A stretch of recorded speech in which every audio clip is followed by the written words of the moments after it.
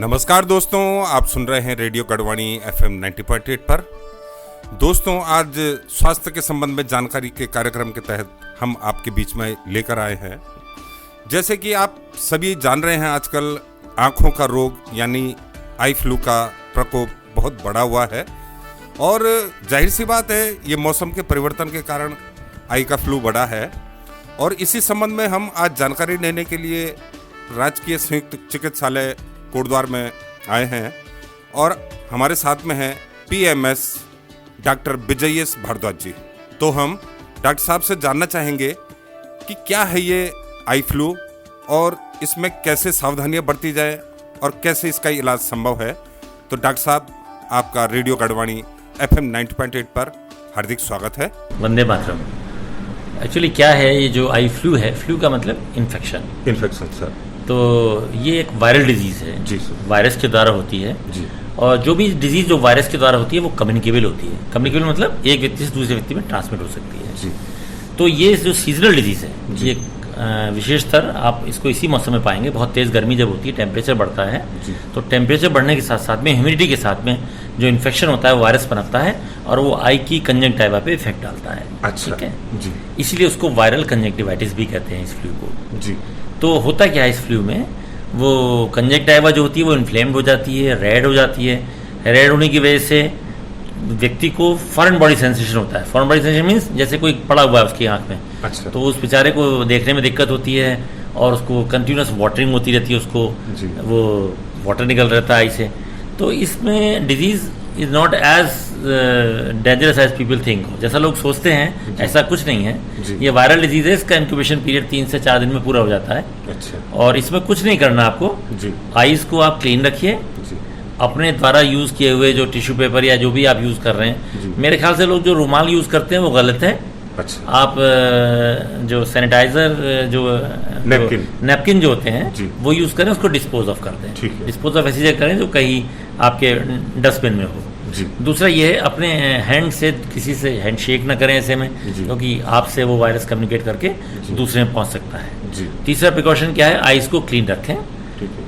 बहुत से डॉक्टर्स आपको कहते होंगे गर्म पानी से आई फर्मेंटेशन करें, लेकिन विज्ञान ये कहता है कि गर्म पानी से आई को टच ना करें। अच्छा। आप केवल जो नॉर्मल वाटर होता है उसी से आई को साफ करें दिन में 3-4 बार। और जो आई सर्जन आपके 1-2 ड्रॉप्स बताते हैं जिसकी वजह से वो स्वेलिंग कम हो जाती है, उसका इस्तेमाल करें। 1-2 ही दवाई बताते हैं, वो एलर्जी के लिए, उसके लिए, पेन के लिए, उन दवाइयों का इस्तेमाल करें। मेन चीज़ क्या है इसमें, चूँकि कम्युनिकेबल डिजीज़ है, आप शेक हैंड ना करें, अपने हैंड से किसी व्यक्ति को कोई इन्फेक्शन ना पहुँचाए और कोशिश करें कि आप ऐसे ग्लासेस पहनें जिससे कि दूसरे आदमी का आपसे आई टू आई कांटेक्ट ना हो। हालांकि आई टू आई कांटेक्ट से इसका कोई सरोकार नहीं है, लेकिन फिर भी जो व्यक्ति को कंजंक्टिवाइटिस हो जाती है उसको थोड़ा अजीब लगता है अपने को। तो ऐसे में कोशिश करें कि 1-2 दिन अगर आप अवॉइड कर सकें कहीं जाने से, अवॉइड करें, घर में ही रहें। और ख़ासतौर से जो घर के छोटे बच्चे हैं उनको बचा के रखें। अच्छा। क्योंकि छोटे बच्चों को आई फ्लू होने पे उनकी समझ में नहीं आता उन्हें क्या करना होता है। आप तो बड़े हैं, आप समझ जाएंगे कि रब नहीं करना है, इसको छेड़ना नहीं है, बार बार अच्छा। दवाई टाइम पे डाली है। अच्छा। लेकिन छोटा बच्चा जो है वो कुछ नहीं समझता, वो रब करता रहेगा, आप उसे नहीं रोक पाएंगे। तो बेटर ये अपने घर में जो आपके छोटे बच्चे हैं उनको प्रिवेंट करके चलें और खुद को प्रिवेंट करके चलें और सोसाइटी को भी। डिजीज़ ऐसी नहीं है, बहुत सामान्य है।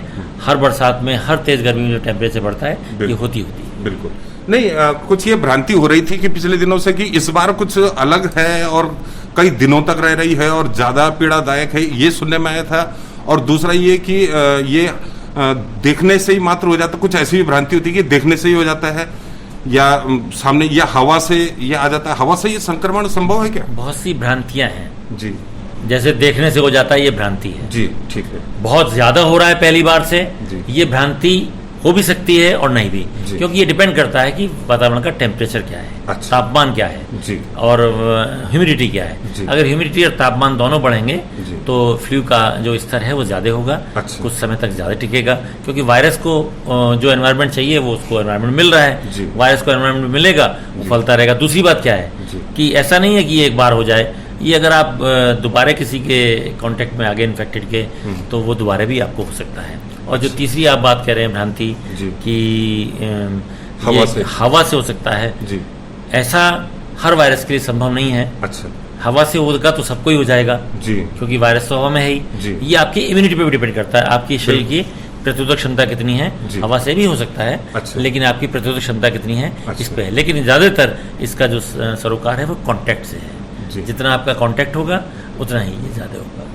तो डॉक्टर साहब क्या प्रिकॉशंस लें, मतलब कैसे, कोई सरल भाषा में मतलब नागरिकों को बिल्कुल सरल भाषा में बताता हूँ जी कि पहली बात तो इससे बचें। बचने के लिए जो इन्फेक्टेड पर्सन हो उससे थोड़ा सा संपर्क कम रखें, शेक हैंड न करें और हो सके 2-3 दिन आप घर से ना निकलें। ठीक है, अपना अवकाश ले लें, अपने घर पे रहें और जब वो ठीक हो जाए तब आप बाहर निकलें और खुद को भी समझाएं और सामने वाले को भी समझाएं। ऐसे में किसी अपने गेस्ट को भी इनवाइट ना करें। घर में पता लगा आपको आई फ्लू हो रहा है और आपने गेस्ट को इनवाइट कर दिया तो आपने उस बीमारी को भी उनके लिए इनवाइट कर दिया। कतिपय कारणों से हो सकती है आपका हैंड टच हो जाए, आप जल्दीबाजी में शेक हैंड कर लें या कोई भी ऐसा कृत्य आपसे हो जाए जिसकी वजह से फैल जाए, तो उन सब चीज़ों को अवॉइड करना चाहिए। तो डॉक्टर साहब इसके लिए यहाँ हॉस्पिटल में आके दवाई लेनी होगी या इसके लिए रेस्ट करें और अपनी सुरक्षा और साफ सफाई का ध्यान रखें, या हॉस्पिटल में आके दवाई लेना जरूरी है? देखिए 2 तरह के मेजर होते हैं, एक तो प्रिवेंटिव होते हैं, एक मेडिसिनल होते हैं। तो प्रिवेंटिव मेजर्स तो मैंने आपको बता दिया आपको क्या करना चाहिए। जो मेडिसिनल मेजर है वो आपको आपका कंसल्टेंट ही दूर करेगा। आपको डॉक्टर के पास जरूर जाना है, उससे मिलना है और उसको दिखाना है। कई बार ऐसा होता है कि आप कंजंक्टिवाइटिस समझे बैठे हैं और बीमारी कुछ और है। हाँ, ठीक है, क्योंकि ये तरह के सारे लक्षण केवल एक बीमारी में नहीं और भी बीमारियों में हो सकते हैं। तो आप अपने चिकित्सक को दिखाइए, आई सर्जन को, वो आपको देख के बताएगा कि आपको वास्तव में कंजंक्टिवाइटिस है या किसी और हिस्से में भी आई के इन्फेक्शन है। मतलब खुद ही डॉक्टर न बने, कुछ लोग घर में खुद ही डॉक्टर बनने लगते हैं और अपने इलाज खुद ही करने लगते हैं। ना करें, वो नुकसान, दूसरे की नकल ना करें, दूसरे पड़ोसी को देख के कि वो क्या ट्रीटमेंट ले रहा है वो ट्रीटमेंट ना लें, बल्कि स्वयं जाके डॉक्टर से कंसल्ट करें और उसकी राय को माने, अनुपालन करें, तो आप भी सुखी होंगे और व्यवस्था भी अच्छी रहेगी।